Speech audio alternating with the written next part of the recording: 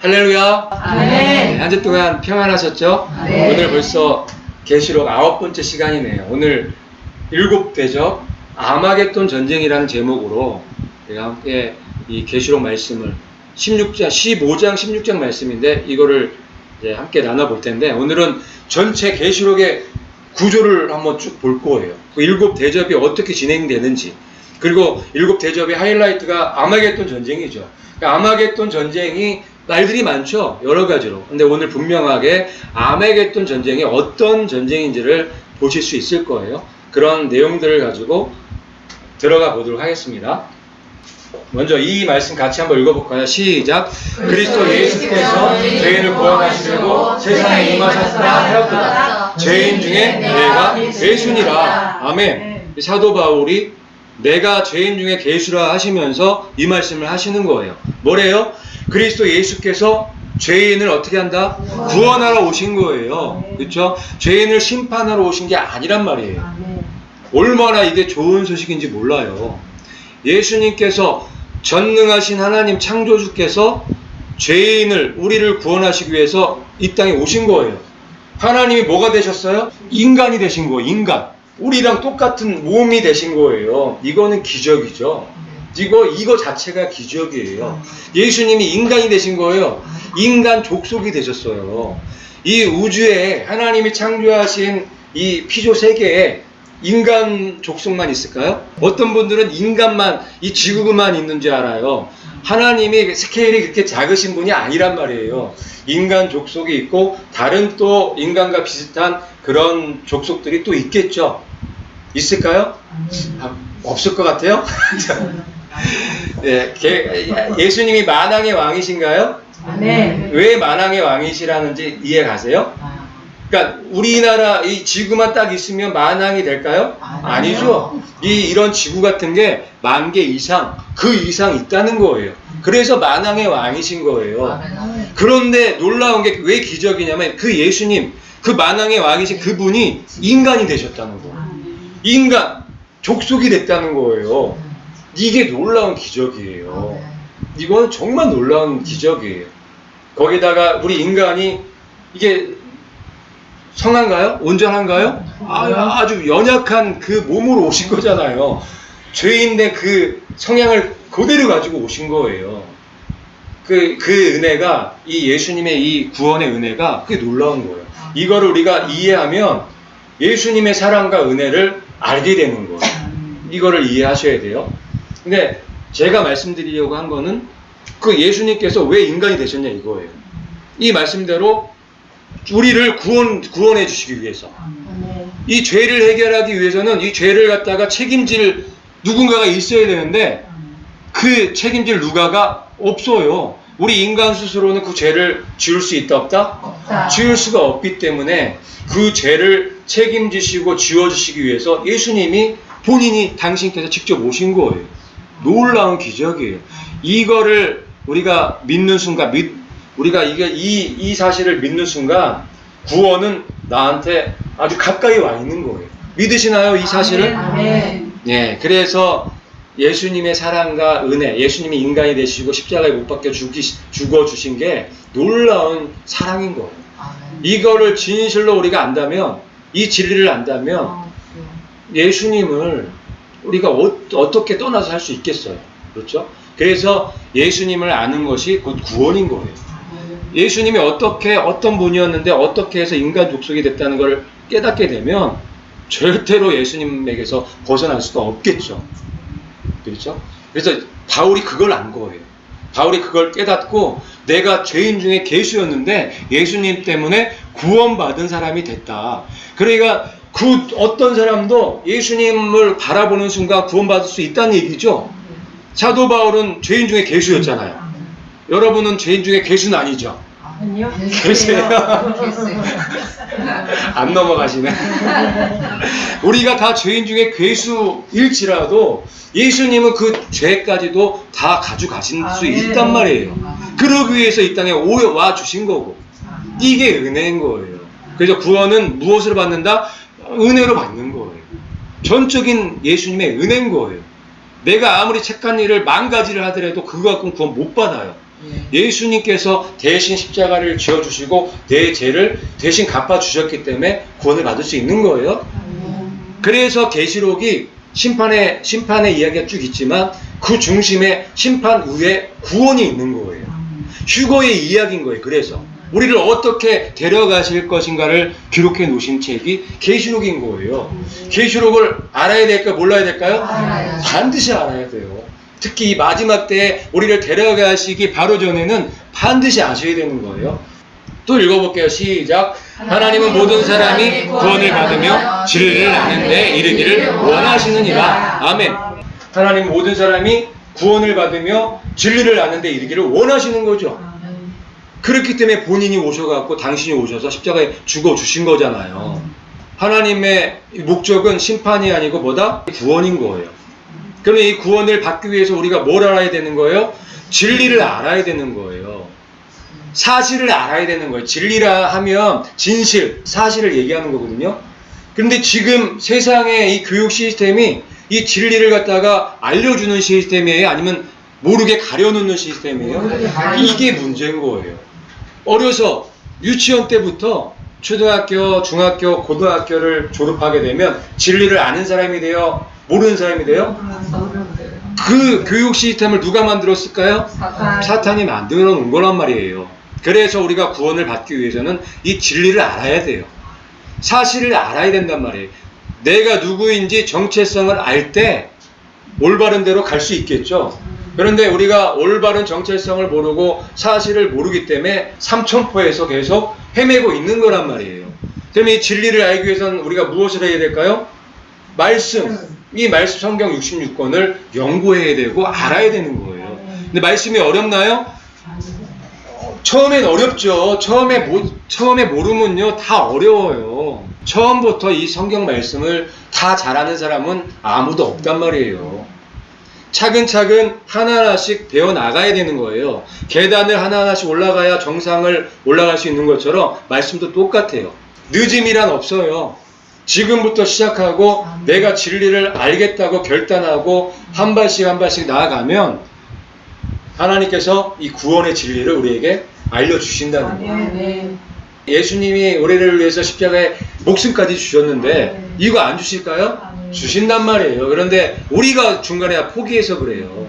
자, 그럼 지금부터 이 계시록의 구주를 통해서 어떻게 구원을 이뤄가시는지, 어떻게 휴거가 이루어지는지, 이거를 어떻게 보여주시려고 하는지를 보도록 할게요. 먼저는 이제 6장이 일곱 인얘기죠. 일곱 인얘기예요. 네 말이 나오죠. 흰 말, 검은 말, 붉은 말, 청황색 말이 나와요. 일곱인. 그건 땅에 내리는 심판을 얘기하는 거예요. 그리고 8장, 9장에 일곱 나팔 심판이 나와요. 일곱 나팔 재앙. 이거는 하늘을 중심으로 하늘에서 별들이 떨어지고 하늘에서 어떤 큰 재앙들이 내리는 거예요. 그리고 무저갱이 열리면서 이 네피림의 이 검은 마귀들의 세력들이 올라와서 사람들을 갖다가 괴롭히는 너무너무 무서운 그런 재앙이죠. 이게 8, 9장에 포진되어 있죠. 그 다음에 오늘 우리가 연구할 16장에 일곱 대접 이야기가 나오는 거예요. 이게 마지막 일곱 나팔이 불려지면 이 일곱 대접이 시작되는 거죠. 이거는 뭐 너무너무 무서운 재앙이죠. 그래서 이 계시록은 이 일곱 인과 일곱 나팔과 일곱 대접 이 세 개의 심판으로 이루어진 책인 거예요. 그래서 심판의 책인 거예요. 근데 이 재앙들이 너무너무 무서운 거죠. 자, 6장 일곱인, 8장 9장 일곱 나팔, 16장은 일곱 대접이에요. 그런데 이 계시록의 이 특징 중에 하나가 뭐냐면 이 6장, 8장, 9장, 16장이 세 개의 이 재앙들이 있는데 심판이 있는데 뭐가 있어요? 다 틈이 있죠. 중간중간에 삽입된 내용들이 있는 거예요. 그 삽입된 내용들이 왜 있냐면 그게 바로 구원을, 휴거를 얘기해주는 내용들인 거예요. 그래서 계시록은 이게 순서대로 딱딱딱딱 기록된 책이 아니에요. 이게 왜 순서가 딱딱딱 맞지 않냐면 4장 5장이 대관식이죠. 4장 5장이 대관식이에요. 그리고 6장이 일곱 인이에요. 대관식과 혼인잔치가 이루어져야 인을 띌 수 있는 거죠. 대관식 없이 예수님께서 인 안 띄세요. 합법적이신 분이기 때문에. 그래서 4장, 5장 대관식이 끝나고 6장에서 인을 띄시는 거예요. 그 다음에 무슨 내용이 나와요? 7장에? 14만 4천 명이 인침받는 내용이 나와요. 이게 벌써 앞뒤가 안 맞죠. 14만 4천 명이 인을 받아야 내 바람이 놓여지는 거죠. 14만 4천 명이 인침을 받아야 환란이 시작되는 거란 말이에요. 그런데 14만 4천 명이 인침받는 건 7장에서 인침을 받죠. 근데 6장에서 이미 벌써 7인이 띄어졌네요. 그래서 이게 순서가 경우에 따라서는 이게 안 맞아요. 이게 먼저 재앙이 나오고 부연 설명하는 그런 구조로 돼 있단 말이에요. 이걸 그대로 순서적으로 보면은 안 맞을 가능성이 높아요. 오늘 이 심판의 구조와 구원의 구조, 이 휴거의 구조를 이해를 하시게 되면 이 구조가 완벽하게 여러분들이 이해할 수 있을 거예요. 그래서 지금 6장, 8장, 9장, 16장이 7인, 7나팔, 7대접이에요. 그 다음에 4장, 5장이 혼인잔치와 대관식인데 4장 1절 출발할 때 열린 문이 열리죠. 그러면서 이리로 올라오는 음성을 듣고 올라가죠. 이게 이방 교회의 휴거를 얘기하는 거예요. 이게 첫 번째 휴거인 거예요. 이방 교회 휴거는 7년 환란 전에 있어야 되죠. 혼인잔치와 대관식이 시작되기 전에 먼저 올라가야겠죠. 그래서 4장 1절에 그 열린 문을 통해서 올라가는 거예요. 그런 다음에 대관식이 끝나고 7인이 띄어지는 거예요. 그 다음에 7장이 뭐예요? 14만 4천 명이 인침받고 14만 4천 명만 나와요? 아니죠. 아무도 능히 셀 수 없는 많은 무리들, 모든 민족과 백성과 언어에서 나온 이방 교회를 얘기하는 거죠. 14만 4천 명은 인침받고 땅에 남아있지만 이 능히 아무도 셀 수 없는 이 이방 교회는 어디에 있어요? 하늘에 올라가 있죠. 손에 뭐 들고? 종려나무 들고 무슨 옷 입고? 흰 옷, 웨딩드레스죠. 예, 웨딩드레스 입고 지금 혼인잔치에 대관식에 참석하고 있는 모습을 7장에서 기록해 놓고 계신 거예요. 그래서 지금 6장이 7인 심판이에요. 그 사이에 4장, 5장, 7장에 뭐가 있는 거예요? 휴거가 있는 거죠. 누구의 휴거예요? 이방 교회의 휴거가 있는 거예요. 근데 여기에 14만 4천 명 이스라엘의 휴거는 보여요, 안 보여요? 여기는 없단 말이에요. 아직 없어요. 그러면 이방 교회는 7년 환란 전에 휴거되지만 이스라엘 유대인들은 14만 4천 명은 남아있다는 걸 우리가 알 수 있는 거예요. 7인 이 심판 이 양 사이드로 뭐가 있는 거예요? 이방 교회의 휴거가 있다는 걸 보실 수 있어야 되는 거예요. 4장, 5장, 7장은 이 이방 교회의 휴거를 얘기하고 있다는 거예요. 이 심판들 가운데 예수님의 목적은 뭐예요? 하나님의 사람들 데려가시려고 지금 계획하시고 지금까지 이제 진행하고 계시다는 거예요. 여기 지금 7인 이 심판 이 중심에 뭐가 있는 거예요? 휴거가 있는 거예요. 7인 이 심판 가운데 이 이방 교회의 휴거가 있는 거예요. 이것뿐이 아니에요. 계속 나와요. 이 삽입장은 다 휴거 얘기예요.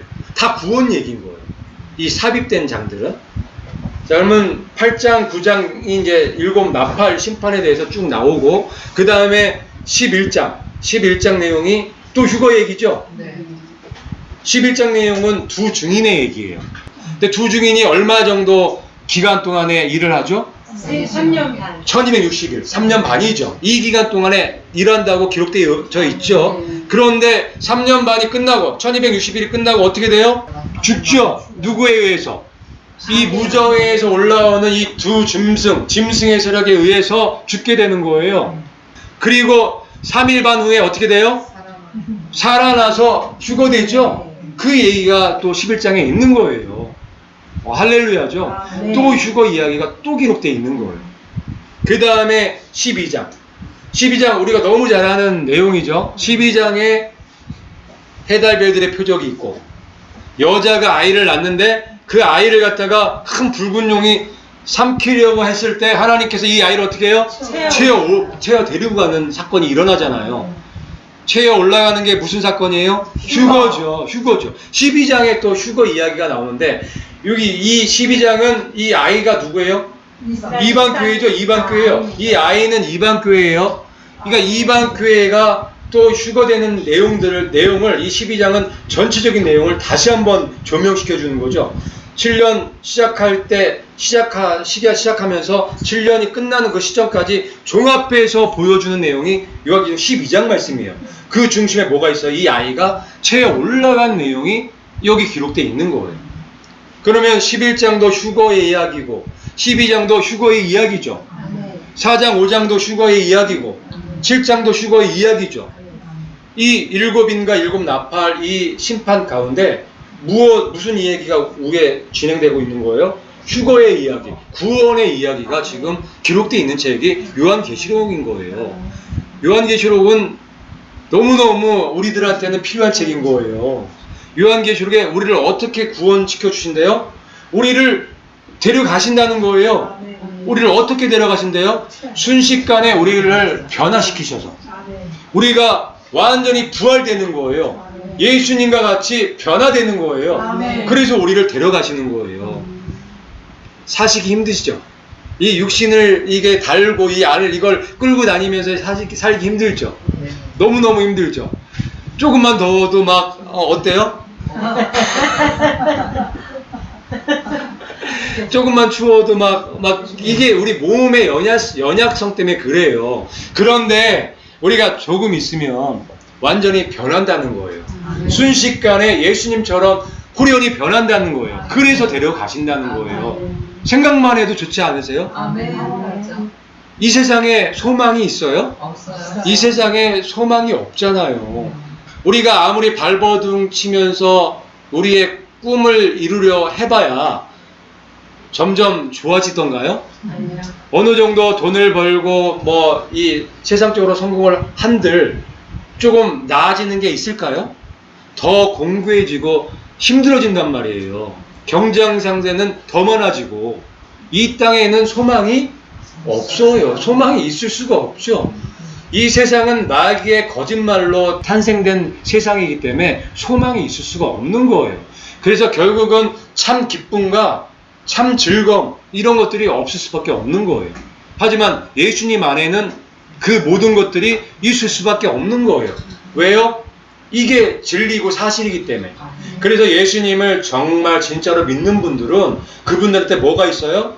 기쁨이 있는 거예요. 그분들한테 평강이 있는 거예요. 그분들한테 사랑이 있고 하늘의 소망, 영생의 소망이 있는 거란 말이에요.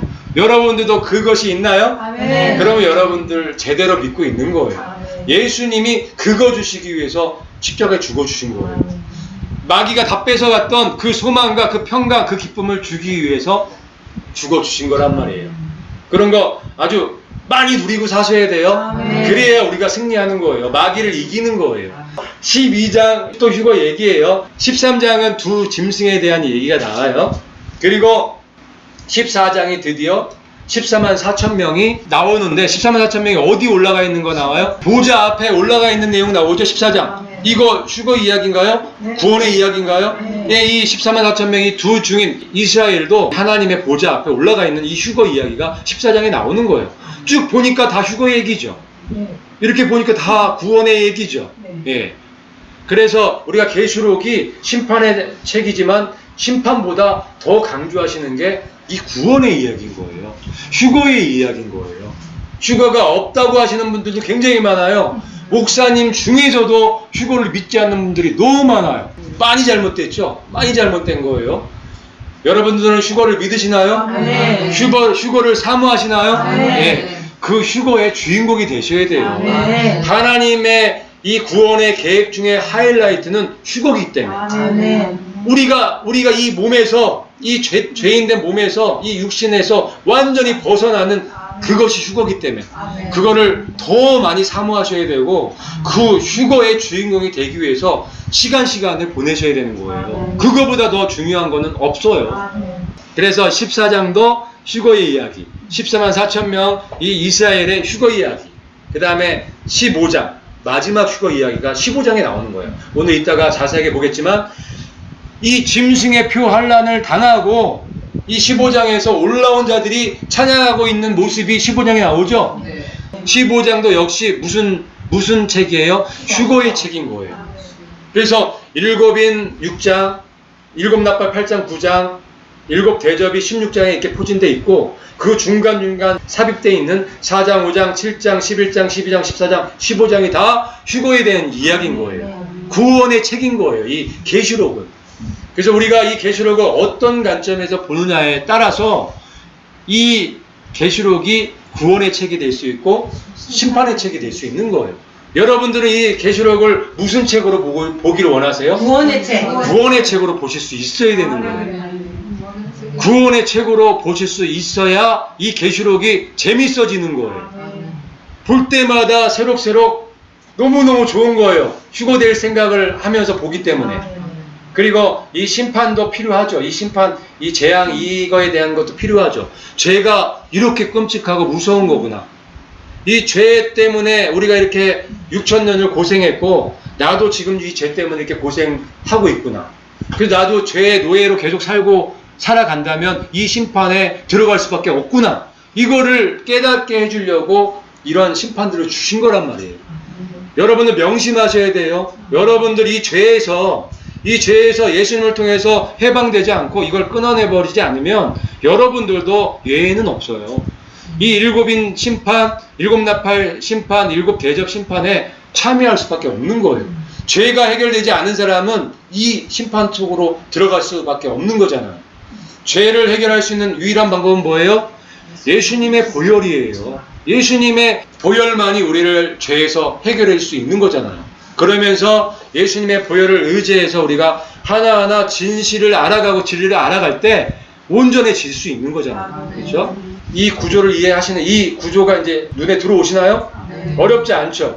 그래서 계시록은 심판의 책이면서 구원의 책이다. 하지만 하나님께서 더 우리에게 보여주시기 원하시는 것은 이 휴거다. 구원이다.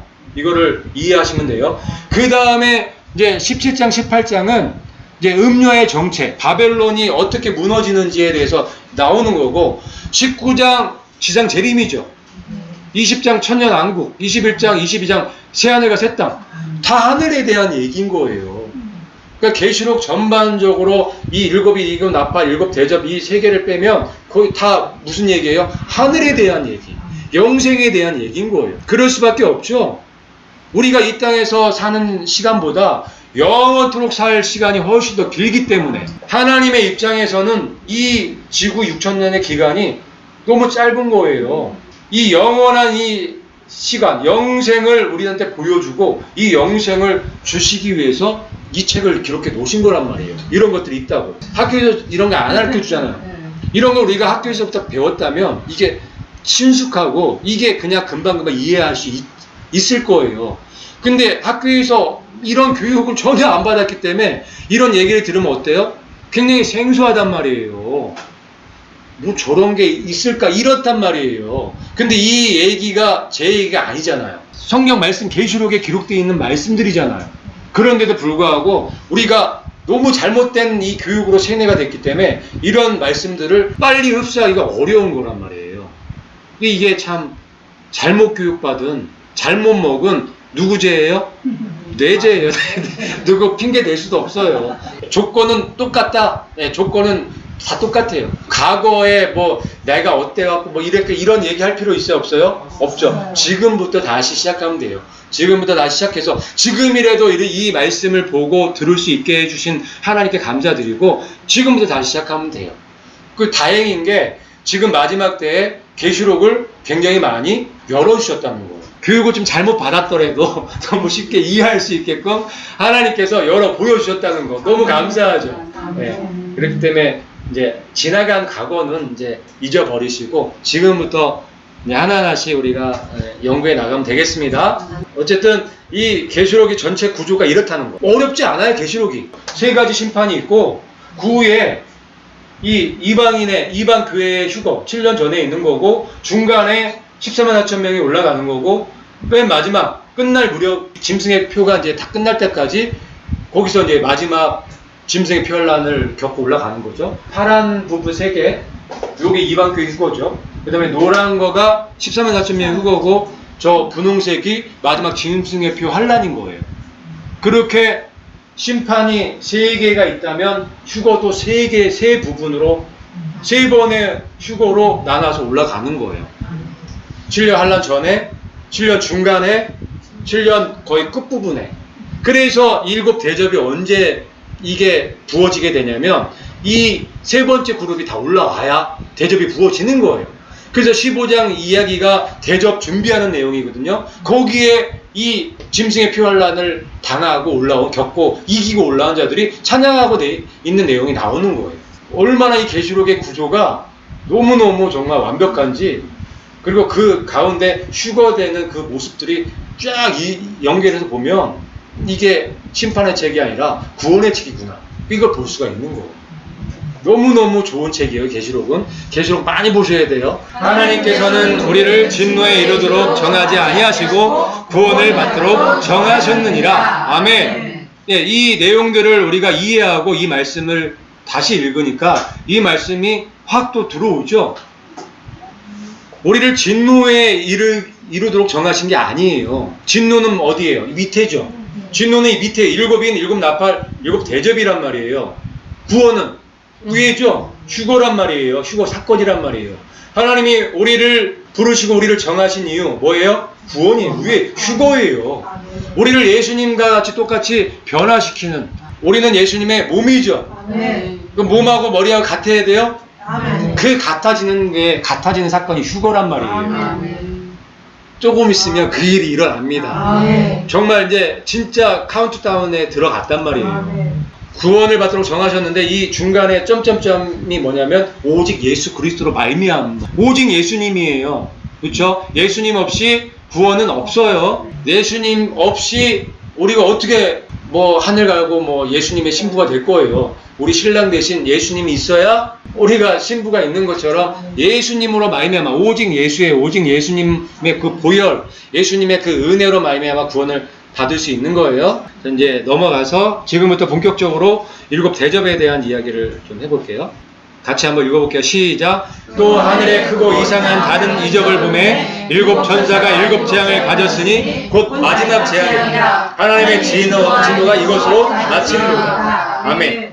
이게 이제 마지막 재앙인 거예요. 일곱 천사가 일곱 재앙을, 마지막 재앙을 가지고 이제 두려고 준비하고 있는 거예요. 그러면서 2절로 넘어가죠. 내가 보니 불이 섞인 유리바다 같은 것이 있는데 짐승과 그의 형상과 그의 표와 그의 이름의 수를 이기고 승리한 자들이 하나님의 하프들을 가지고 유리바다 위에 서서. 지금 이제 일곱 재앙, 일곱 대접이 부어지기 바로 전에 이제 준비가 된 거 끝난 거예요. 그 전에 뭘 보여주시는 거예요? 짐승의 표환란, 이름을 이기고 올라온 자들을 보여주는 거예요. 세 그룹이 다 휴거돼서 하늘에 올라온 거를 보여주시려고 여기에다 넣어놓으신 거예요. 이 세 그룹이 다 올라와야지만 대접이 부어지는 거예요. 그래서 짐승의 표 환란을 이긴 이 무리들이, 이 마지막 세 번째 무리가 다 올라와서 찬양하고 있는 모습을 지금 보여주고 계시는 거란 말이에요. 구원은 끝난 거죠. 휴거는 세 번의 휴거가 끝난 거예요. 그래서 대접이 부어지게 되는 거예요. 또 읽겠습니다. 시작. 하나님의 종 모세의 노래 어린 양의 노래를 불러 이르되. 그래서 이들이 부르는 노래가 모세의 노래와 어린 양의 노래를 부르는 거예요. 독특하죠? 어린 양의 노래는 우리도 불러요. 근데 우리가 모세의 노래 부르나요? 아니요. 우리는 모세의 노래를 모르죠? 불러본 적이 있으신가요? 없단 말이에요. 근데 이들은 부르고 있어요. 14만 4천 명은 분명하게 구분이 되죠?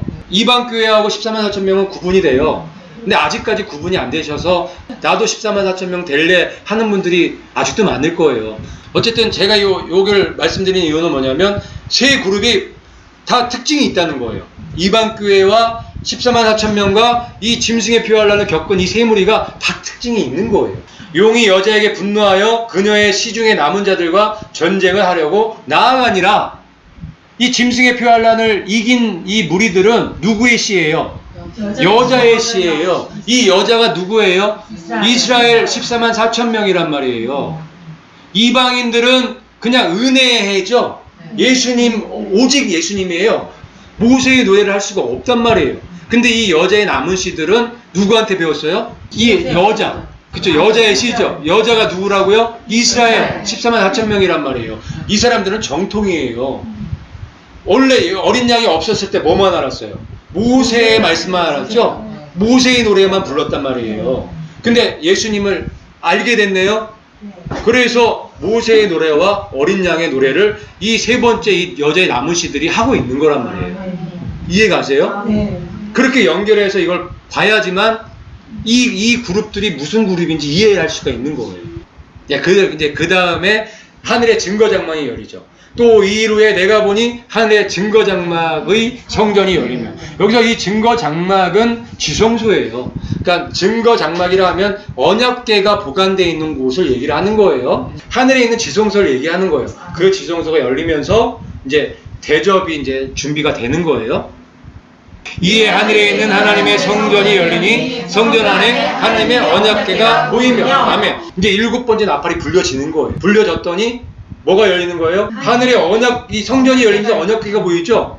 그게 지성소가 보인다는 얘기잖아요. 지성소에 있는 이 언약궤가 같은 말씀이죠. 같은 말씀이에요. 7 나팔이 불려지면 7 대접이 쏟아지잖아요. 마찬가지로 이 7 대접이 부어지기 전에 이 증거 장막의 성전이 열리는 거예요. 근데 여기에 굉장히 놀라운 하나님의 사랑이 담겨져 있어요. 같이 읽어볼게요. 시작. 하나님의 영광과 능력으로 말미암아 성전의 연기가 가득 차매 7 천사의 7 재앙이 마치기까지는 성전에 능히 들어갈 자가 없더라. 저는 이 말씀을 보면서 굉장히 마음이 너무 아팠어요. 왜냐하면 아버지의 마음을 여기서 읽었기 때문에 그래요. 제가 한번 좀 묵상을 해봤어요. 왜 아무도 못 들어갈까? 왜 연기가 가득 찰까? 연기가 가득 차서 아무도 못 들어가게 할까? 여기서 저는 아버지 하나님의 마음을 본 거예요. 이제 이 마지막 재앙을 통해서 더 많은 사람들이 구원을 받아야 되는데 이제 구원을 이제 더 이상 받을 수가 없게 됐잖아요. 그 영혼들도 불쌍한 영혼들이고 저들도 데리고 와야 되는데 이 재앙 가운데 죽어갈 수밖에 없는 그 영혼들을 생각하시면서 아버지께서 눈물을 흘리시는 거예요. 하나님 아버지께서 눈물을 흘리시는데 눈물 보이면 어때요? 눈물 보이기가 싫으신 거예요. 그래서 연기가 가득한 거예요. 그리고 성전에 아무도 못 들어오게 하시는 거예요. 저는 그렇게 이 말씀이 받아들여지니까 너무 마음이 아픈 거예요. 너무 이 아버지의 마음이 오면서 아버지의 사랑이 이렇게 크신데 우리가 언제까지 이렇게 불효막심한 자식으로 살아가야겠나 이런 생각이 드니까 너무너무 죄송하더라고요. 하나님 아버지는 우리를 구원하시는 게 목적이고 한 명이라도 구원하시는 게 목적이지 우리를 심판하고 우리를 벌 주는 게 목적이 아니라는 것을 명심하시고 우리가 아버지의 마음을 조금 이해하면 우리가 좀 더 나은 믿음의 생활을 할 수 있을 거라는 좀 마음을 가졌습니다. 이제 드디어 이제 7 대접이 쏟아져요. 하나님의 진노의 7 대접을 땅에 쏟으라. 7 대접이 쭉 16장 1절부터 쭉 나오죠. 자, 첫 번째 대접이 쏟아지는 거죠. 같이 읽을게요. 시작. 첫째 천사가 가서 그 대접을 땅에 쏟음에 짐승의 표를 받은 사람들과 그 우상에게 경배하는 자들에게 악하고 독한 종기가 나더라. 예, 첫 번째 천사가 이제 땅에 쏟죠. 땅에 쏟으니까 짐승의 표를 받은 사람들과 우상에게 경배한 자들에게 뭐가 나는 거예요? 악한 종기가 나는 거예요. 그러니까 이루 말할 수 없는 엄청난 독한 종기가 나는 거예요. 둘째 천사가 대접을 바다에 쏟음에 바다가 곧 죽은 자의 피에 같이 되니 바다 가운데 모든 생물이 죽더라. 나팔 불 때는 3분의 1만 죽었는데 이제 대접 부을 때는 100% 다 죽는 거예요. 바다가 다 죽은 자의 피같이. 죽은 자의 피가 어때요? 검붉죠. 그렇게 돼서 모든 생물이 어떻게 돼요? 다 죽는 거예요. 바다의 모든 생물이 다 죽는 거예요. 먹을 게 싹 없어지는 거죠. 이게 두 번째 대접 부었을 때 이런 일이 일어나는 거예요. 그래서 이 일은 언제 일어나야 돼요? 그래서 대접 사건은 맨 마지막 끝에. 이게 만약에 3년만 중간에 일어난다? 말이 안 되죠. 이게 다 죽은 다음에 3년만 동안 어떻게 살 거예요? 이거는 맨 마지막에 일어나는 거예요. 맨 마지막에 그것도 그냥 집중적으로 일어날 거예요. 셋째 천사가 그 대접을 강과 물 근원의 쏟음에 피가 되더라. 강하고 물, 먹는 물도 다 피가 돼서 다 죽어버리는 거죠. 그러니까 물 먹는 게 아니라 뭘 먹는 거예요? 피를 먹는 거예요. 네 번째 대접을 부었을 때 같이 읽을게요. 넷째 천사가 그 대접을 해에 쏟음에 해가 권세를 받아 불로 사람들을 태우니 사람들이 크게 태움에 태워진지라. 그러니까 태양이 어떻게 되는 거예요? 사람을 태워버리는 거죠. 이게 보호막이 없어지는 거예요. 그러니까 태양이 그대로 사람을 태우는. 요즘 막 덥잖아요, 많이. 네. 요즘 같으니까 더 실감이 나는 거예요. 우리를 이제 보호해주는 이 보호막이 두루마리처럼 말리는 거죠. 이게 없어지면서 태양이 그대로 들어오는 거예요. 밖에 나가면 다 죽는 거예요. 안에 있는 사람들만 살아남겠죠.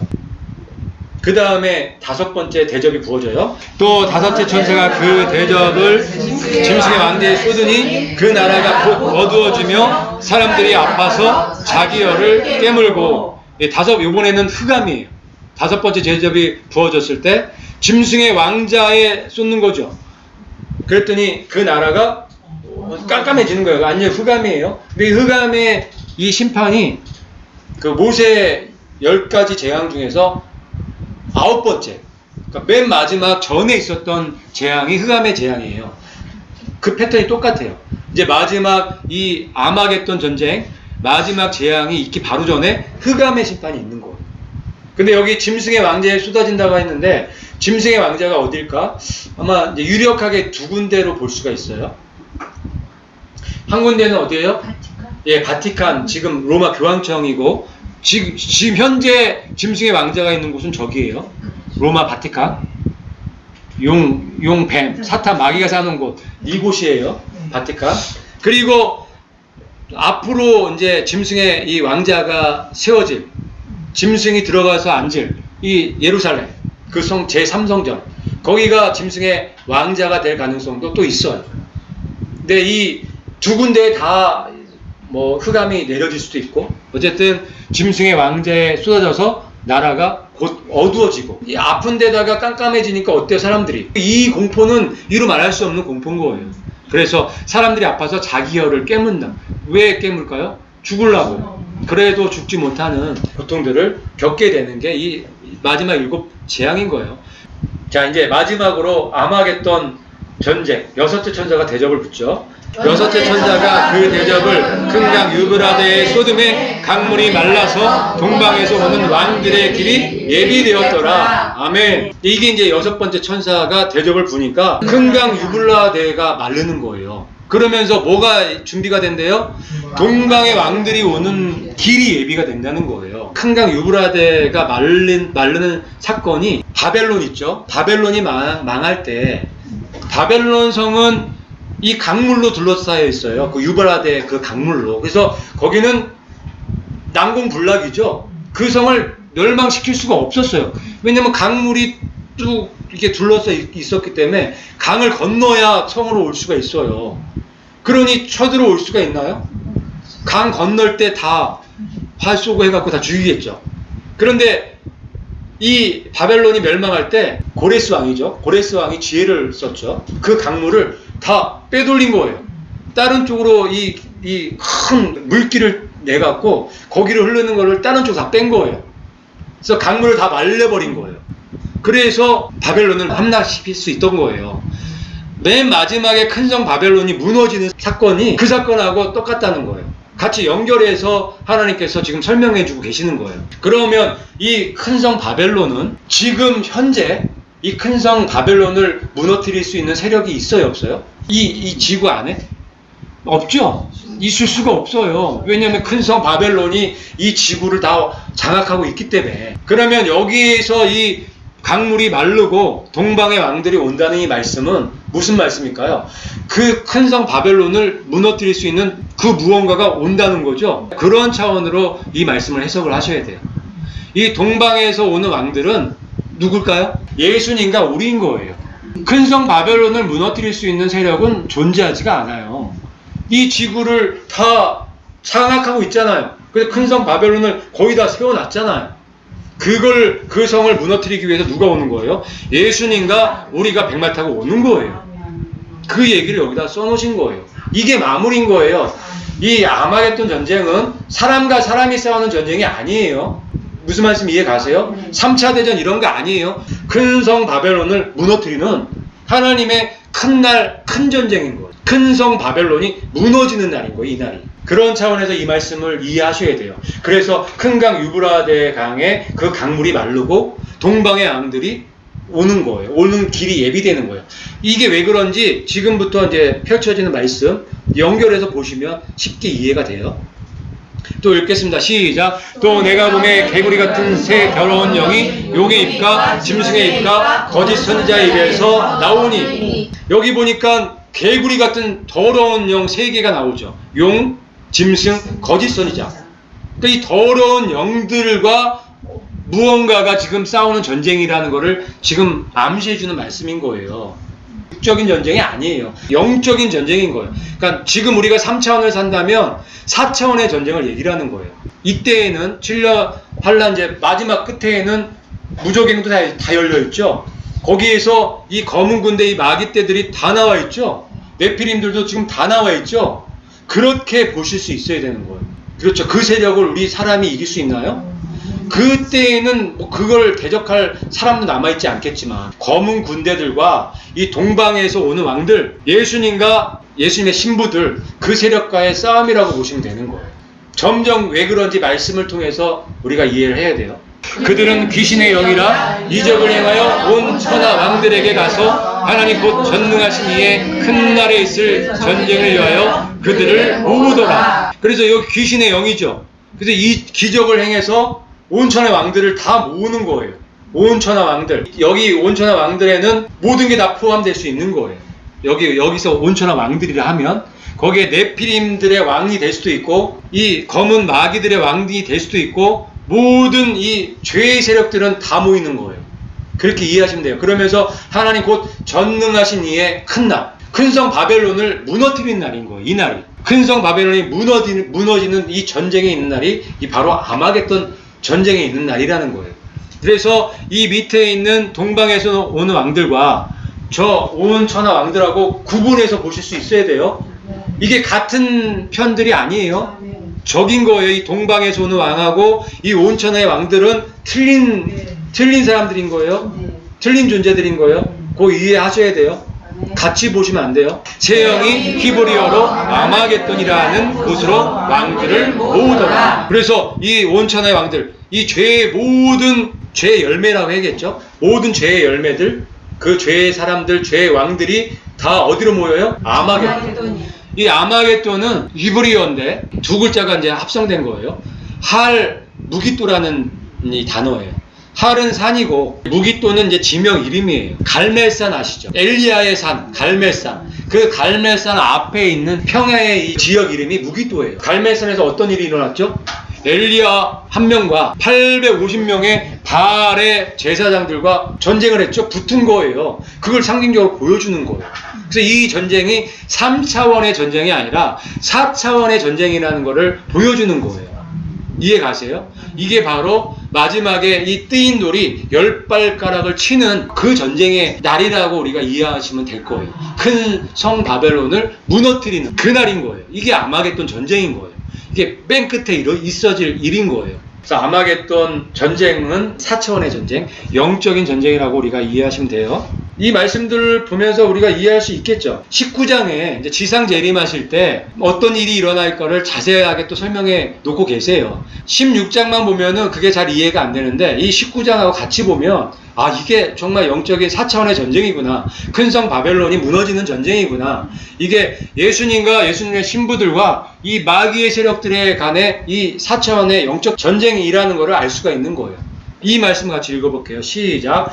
또 내가 보매 그 짐승과 땅의 짐승들과 그들의 군대들이 모여 그 말탄 자와 그의 군대와 더불어 전쟁을 일으키다가, 아멘. 여기 답 나와있죠.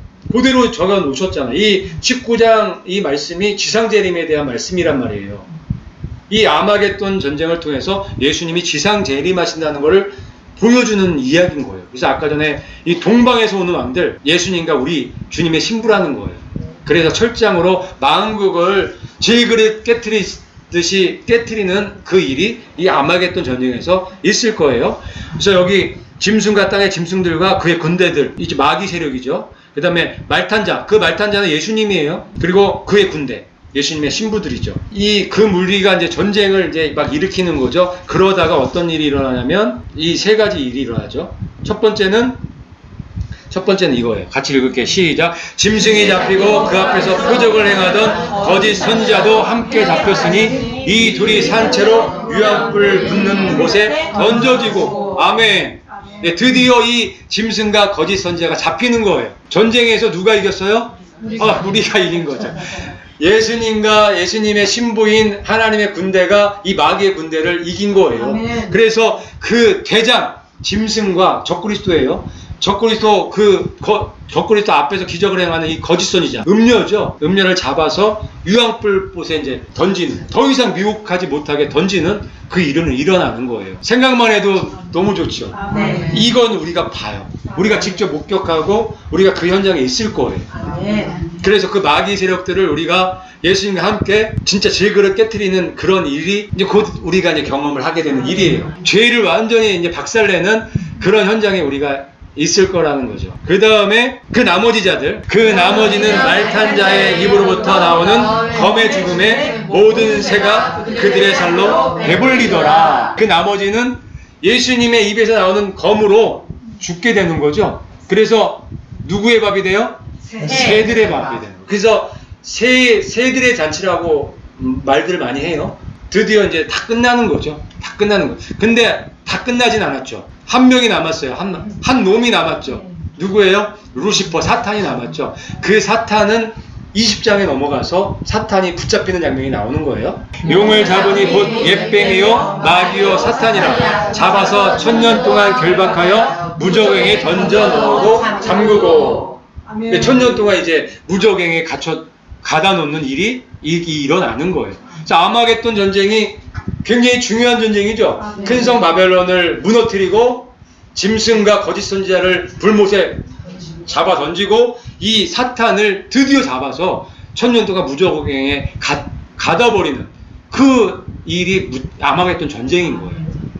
그 아마겟돈 전쟁이 확실히 이제 무슨 전쟁인지 이해가 딱 되시죠. 그래서 이제 아마겟돈 전쟁이 끝나면서 이제 마지막 7번째 대접이 부어지면서 이제 완전히 이제 멸망하는, 끝나는 그런 사건이 일어나는 거예요.